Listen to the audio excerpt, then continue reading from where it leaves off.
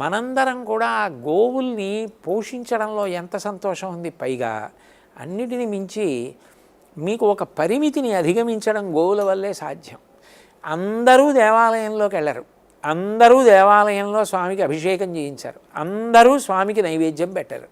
కానీ గోవు దగ్గరికి వెడితే మీరు గోవుకి గ్రాసం పెట్టారనుకోండి, భగవంతుడికి పెట్టినట్టని అంగీకరిస్తున్నారుగా. అది నేను చెప్పట్లా, భీష్మాచార్యుల వారే స్వయంగా చెప్పారు.